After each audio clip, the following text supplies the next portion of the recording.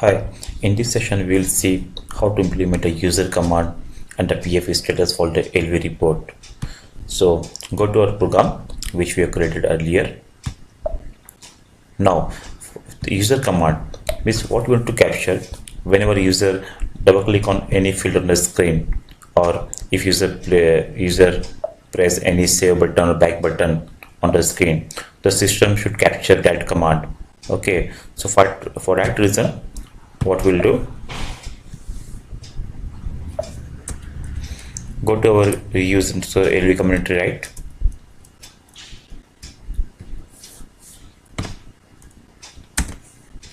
Now here this one parameter as I underscore callback underscore user command. Open uncomment this and create one form and form routing using this name, it's user underscore command. Okay, so here first let me clear the table because of this that top-up page was coming multiple times. Now just add one form routing as form user command using r underscore ucom like ucom and rs underscore cell field like cells underscore cell field. Let me copy from here. Let me copy the whole.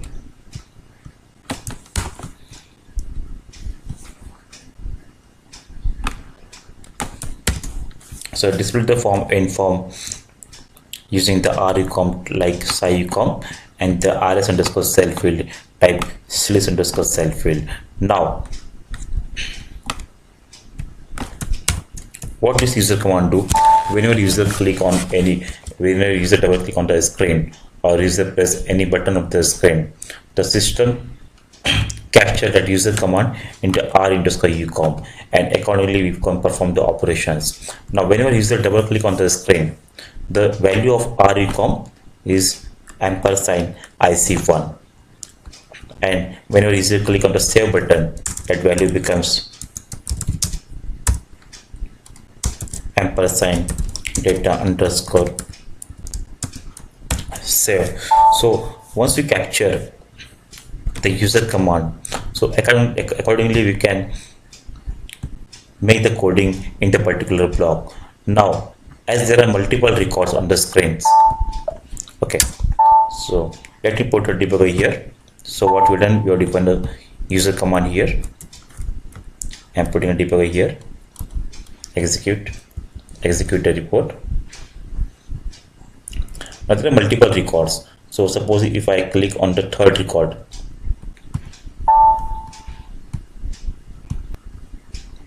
so in the r underscore ucom we can see the value as ampersand underscore IC1.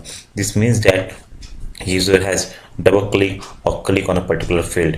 Now if you want to know on which field the user has clicked, for that double click on this rs underscore cell field. So in this there is one field called as the field name, on which field the user has clicked. The user has clicked on the field as A-date. And what is the value of that field? The value of that field is 19 to 2019. So in this way you can get into rucom what operations user has performed and on which field the user has clicked. Now as there are multiple records on the screen, but we want to know on which row the user has clicked.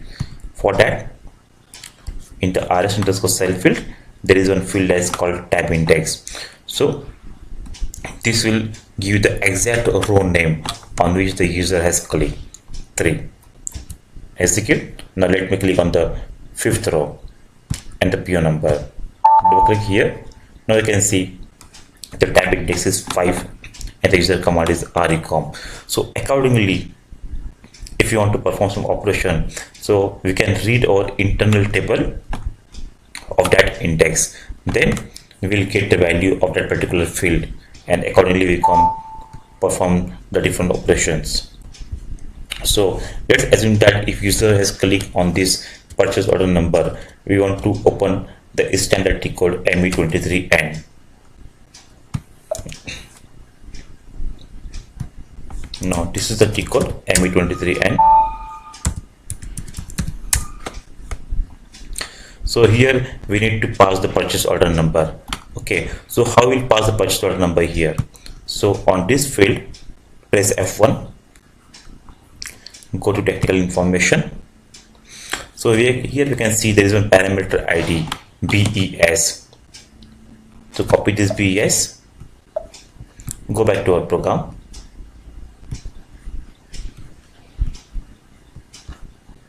go back to coding.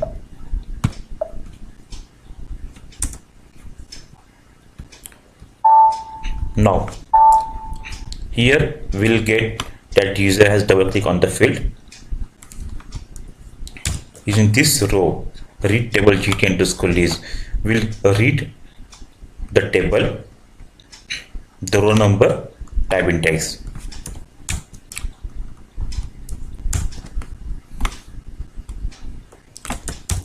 Now if the EPLN field, that is the purchase order number, is not initial, as we know the parameter ID for purchase order number is BES, so what we'll do, we'll set the parameter ID BES and the value will be the current row purchase order number. Now once we set the value for this parameter BES, add the row, add the coding as call transaction ME23 and execute the first screen. Save, check, activate, execute. Now I'm clicking on this number, that is 14765. We can see 14765. Go back, let me click on 14761. So we can see here it is 14761.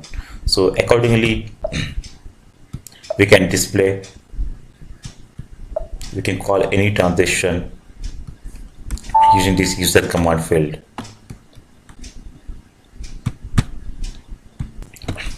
Now let's click on some other field, put a debugger here.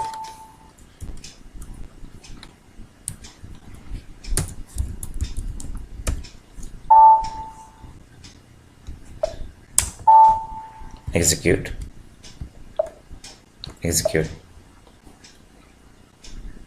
Okay, this is not coming. Now click on back button. Okay, I think some issue in the, I have not enabled the save button.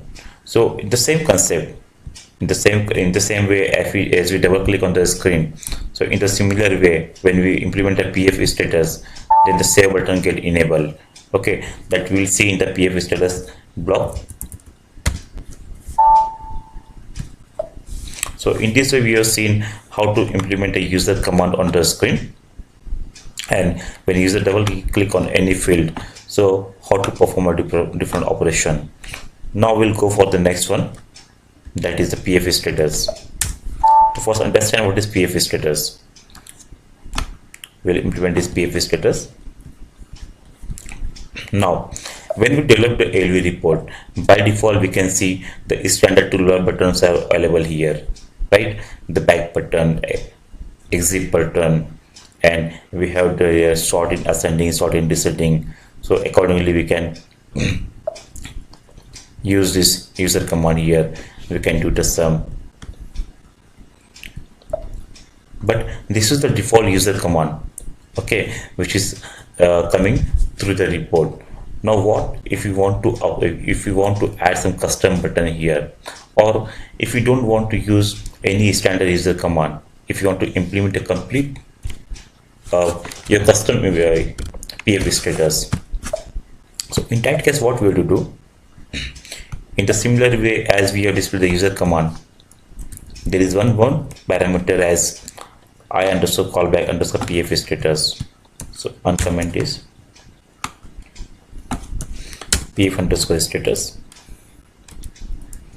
Define one form routine as, define the form routine as PF underscore status using RT underscore X type and type list underscore T underscore X type. And okay, let me put two PF status here. Z PF1 uncomment is. So what we'll do, first we'll create a PF status as ZPF1. Save, check, activate. Now to create a PF status, go to transaction code SC41,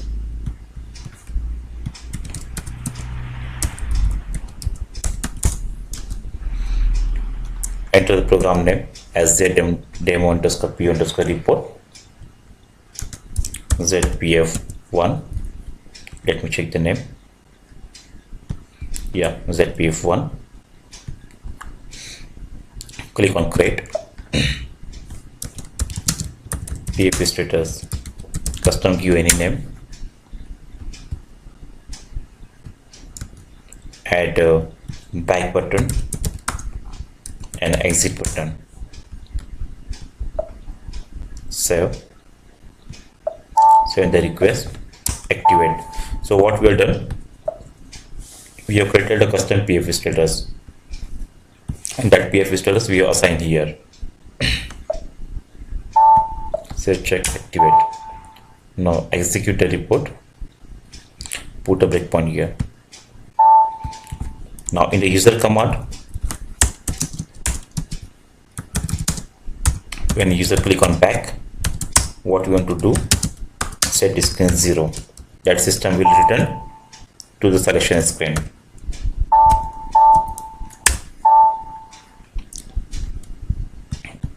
Execute. Now here we cannot see any standard toolbar because we have created a custom PF status, and in that we have added only two buttons. One is back and exit. So that's why we cannot see any other button enable here. Now click on back button. You can see the system has come to the back screen because we have added here when press on back, set screen 0. Now let's assume that what we want all the standard functionality of the PF status along with additional buttons. So in that case, what we have to do, there is one standard program called as SAP LSALV, and there is a standard PF status. We'll copy this to custom one. Now again go to SC41, click on copy status. This is a standard program. Sorry, this is the standard program. Of this program, we have to copy the status standard to our custom program ZDemo underscore PO underscore report and give our status name as Z standard. Okay, we're copying from this to our custom report. Copy, go to change board. Now we can see all the default values, all the defaults icons from the standard report copied to our customer report. Now add some button here. Let's say give the name as display. Double click here, static text, give the icon text as display PO. Icon name, which icon we want to display? We want to display as button. So there is the icon button. Info text as display. Enter. Select the function key. Again type the display PO. So what we have done, we have copied the standard PF status to the custom one. Save, activate, go back, go to our program,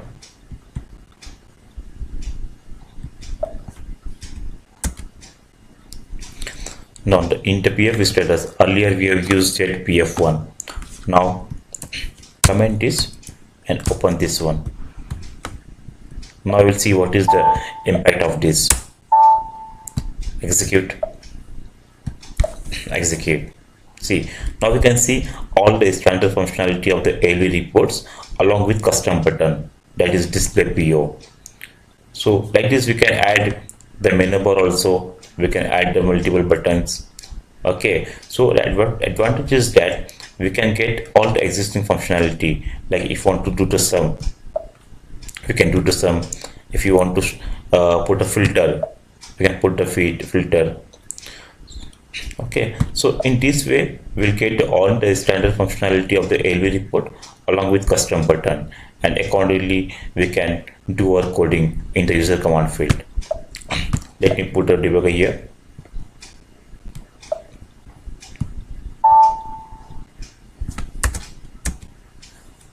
Execute. Now as soon as we click on the display PO, so you can see the user command in the RUCOM is displayed. Okay, so in this way we have seen how to implement the user command on the screen, and also how to add the custom PF status in the ALV report. So do the practice for them. Thank you.